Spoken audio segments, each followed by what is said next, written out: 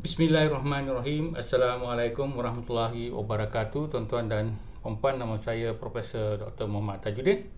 Dan pada video kali ini saya ingin memberi sedikit komen terhadap Kongres Bumi Putra atau Kongres Ekonomi Bumi Putra yang sedang berlangsung atau telah pun berlangsung, di mana saya akan buat ulasan terhadap 6 nilai yang boleh memperkasakan graduan Melayu serta Bumi Putra, terutamanya kepada orang Melayu.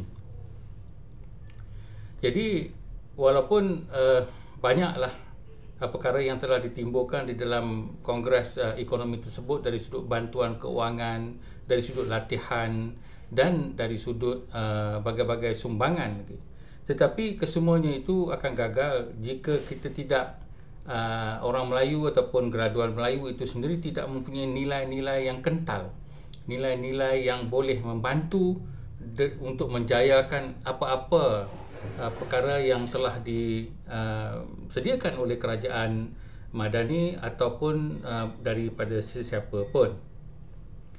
Jadi yang pertamanya adalah graduan Melayu harus memikir untuk membina jaringan yang luas.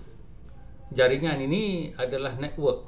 Maknanya kalau kita dekat universiti tu, kalau graduan tu dekat universiti, dia kena berkawan dengan semua orang. Sekarang kebanyakan public university ataupun universiti awam pun mempunyai orang-orang yang daripada luar negara. Dan kita ada juga di dalam Malaysia orang-orang daripada Sarawak, Sabah, yang orang-orang Cina, orang India dan pelbagai kaum lagi yang ada. Jadi janganlah kita terperangkap duduk di bawah tempurung yang mana kita seronok dengan bangsa kita ataupun kaum kita sahaja. Harus kita membina jaringan, sebab daripada jaringan inilah nanti apabila kita graduate, kita hendak meminta kolaborasi ataupun kerjasama, ataupun kita nak meminta juga bantuan dari sudut keuangan ataupun kepakaran dan sebagainya bagi menjayakan apa-apa projek. Jadi di sini kalau kita di dalam bisnes atau perniagaan, memang kita kena bina satu jaringan yang luas untuk pasaran kita. Jadi dari sudut marketing, ini adalah sesuatu yang penting. Jadi jangan duduk di bawah tempurung, kita kena berkawan dengan semua. Baik, jadi nilai yang keduanya pula adalah apresiasi dan hormat kepada budaya manusia kesemuanya. Jadi seterusnya setelah kita membina jaringan, kenapa kita bina jaringan itu adalah sebab kita harus ingat bahawa kita perlu hormat kepada budaya semua manusia. Tak kiralah manusia tu kaum apa, kaum Dayak ke, kaum Bidayuh ke, kaum Kadazan ke, kaum orang asli dan juga agama-agama lain. Bukan sahaja kita hanya hormat orang Islam je, kita kena hormat agama-agama lain yang mana banyak manusia menganutinya. Jadi kenapa kita kena hormat adalah yang pertamanya, mungkin kita kena bekerja di tempat-tempat yang bukan lagi di negara kita. Maka apabila kita bekerja di Jepun, di Korea, di United Kingdom, di Amerika dan di mana-mana sekalipun, maka kita harus pelajar ataupun tengok dengan kritis budaya mereka, mana yang baik kita ambil, mana yang dirasakan kurang baik dari sudut akidah kita, maka kita tidaklah mengikutinya, tetapi kita harus melihat dengan secara terbuka. Jadi kita juga perlu belajar, tak kiralah daripada orang mana-mana pun yang kita bekerjasama, sebab hanya dengan kita belajar sendiri maka kita boleh menjadi lebih baik. Yang ketiganya adalah kita harus melihat ke dalam pada diri sendiri dari sudut apa yang saya kata menyalah diri sendiri, iaitu kita harus membuat apa yang dikatakan refleksi kepada diri sendiri. Di dalam masalah-masalah yang kita hadapi di dalam hidup kita, tak kiralah hidup kita bersahabat, hidup kita berkeluarga, hidup kita belajar, hidup kita bekerja, berkarya dan sebagainya, maka 95% daripada masalah yang kita hadapi sebenarnya adalah datang daripada kita sendiri. iaitu sikap kita, iaitu pemikiran kita. Dan maka ini akan menjejaskan kejayaan kita untuk menuju ke depan. Selalu kita melihat ini salah orang lain. Terutama kalau di dalam Malaysia ni, kalau orang Melayu tu sikit-sikit dia salah di AP, sikit-sikit dia salah orang Cina, sikit-sikit dia salah orang Islam, orang bukan Islam. Dan ada juga yang menyalahkan orang Islam yang bukan sebulu dengan mereka dari sudut politik ataupun pandangan semata-mata. Kemudian dari sudut menyalahkan diri sendiri itu, kita harus membuat penilaian terhadap sumber-sumber ilmu yang telah kita dapati. Contohnya sumber ilmu tentang sejarah, sumber ilmu tentang Islam ataupun tentang agama kita daripada ustaz, daripada guru-guru kita dan sebagainya. Maka kita harus membuat penilaian semula. Kalau kita tak menilai semula, kita main ambil saja, tak kisah langsung, maka kita akan terperangkap di dalam sikap atau perspektif ataupun naratif yang telah disusun ataupun yang telah disediakan oleh orang lain. Jadi kalau kita menggunakan naratif dan perspektif demikian dan kita tidak berjaya, kita salahkan orang lain, maka kita tidak akan berkembang.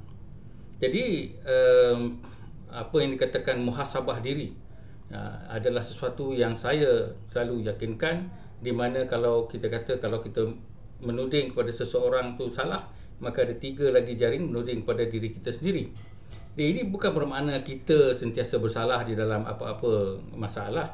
Yang pentingnya adalah kita lihat dulu. Kalau ada satu problem tu, kita lihat apa dia masalah kita. Kalau kita tak naik pangkat tu, kita tengok diri kita dulu.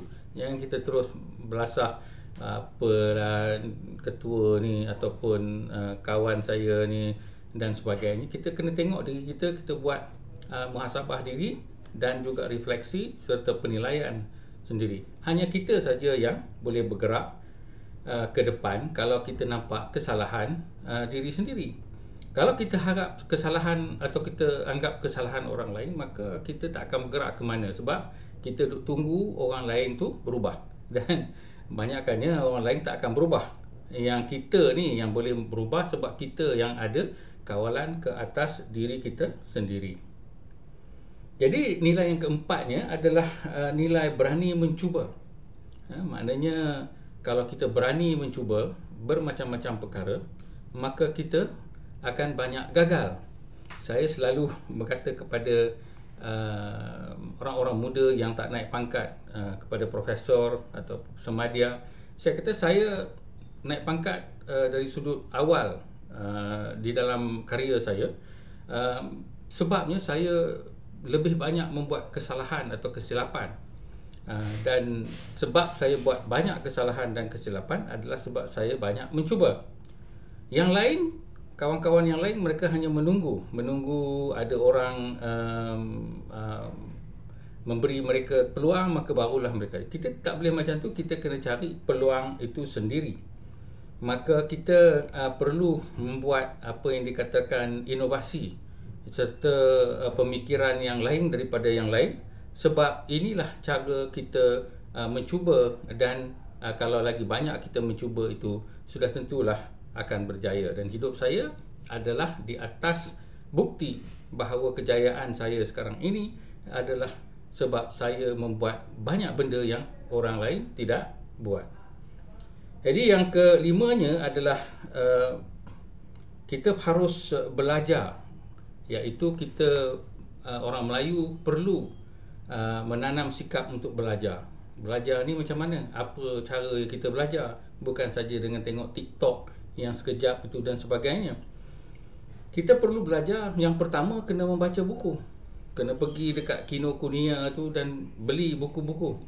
Atau kalau tak dapat beli, pergi ke library. Saya lebih suka pergi ke kedai buku, sebab kedai buku ni dia sebab nak jual buku, jadi dia akan ambil buku-buku yang hebat-hebat.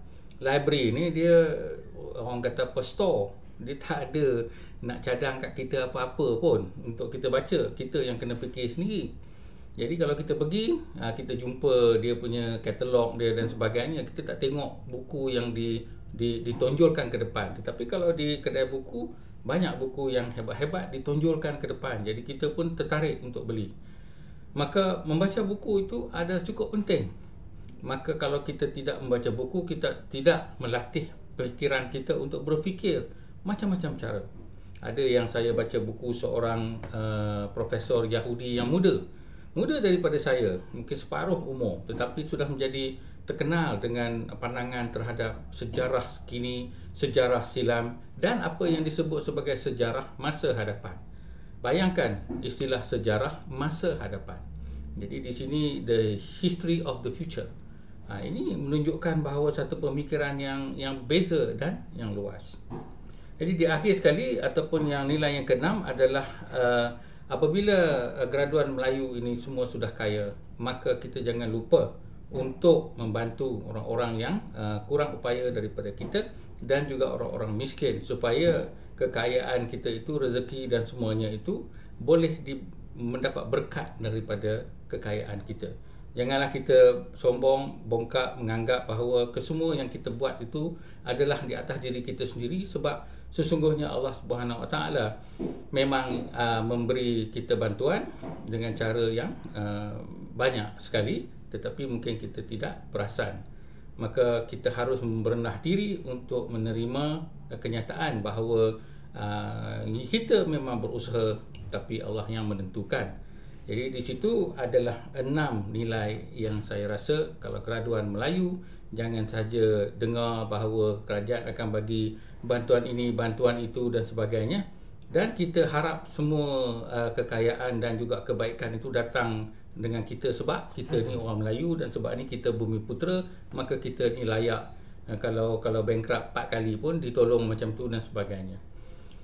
Jadi kalau kita hendak memanfaatkan apa-apa bantuan yang diberikan, kita harus mempunyai ke-6 nilai ini, iaitu nilai membina jaringan yang luas. Jangan duduk seorang-seorang saja, dan kita harus mempunyai apresiasi kepada semua budaya dan menghormatinya serta belajar mana yang kita dapat. Kemudian kita harus selalu membuat muhasabah diri, iaitu menyalahkan diri sendiri dengan kita untuk memperbaiki diri sendiri. Kalau kita kata semua orang bersalah, maka kita tidak akan memperbaiki diri sendiri, hanya menunggu orang lain berubah. Yang keempatnya, kita harus berani mencuba dan tidak apa kalau ada banyak kegagalan. Banyak kegagalan maknanya kita banyak mencuba. Jadi kalau saya nak ukur kejayaan seseorang ataupun kehebatan seseorang, saya ukur dari sudut banyak mana yang dia cuba. Kalau di dalam CV dia tak cuba banyak-banyak pun, maka ini adalah orang yang tidak baik. Yang kelimanya adalah kita harus belajar, yang terutamanya membaca buku-buku, dan juga kita mendengar mana-mana YouTube ceramah yang baik. Jangan hanya kita tengok TikTok sekejap sana sekejap sini. Ini bukanlah yang satu tabiat yang baik. Tabiat orang yang berjaya adalah orang yang banyak membaca. Maka ini adalah apa yang dikatakan knowledge is power. Tidak ada knowledge, tak ada power. Tak boleh berfikir cara lain, cara inovatif, cara yang selain daripada orang lain. Dan akhir sekali, apabila kita berjaya, maka kita minta berkat daripada Allah Subhanahu Wa Taala dengan kita membantu orang lain, tak kira daripada agama mana, tak kira daripada kaum mana, supaya kesemua kejayaan kita itu diberi berkat oleh Allah Subhanahu Wa Taala sebagai suatu yang boleh membantu semua manusia. Dengan itu, saya rasa kalau kita ada kongres seperti Kongres Ekonomi Bumiputera ini, barulah ia boleh menjadi berjaya, sebab kita mempunyai nilai yang sebaik-baik nilai untuk menjayakannya. Sekian, Assalamualaikum warahmatullahi wabarakatuh.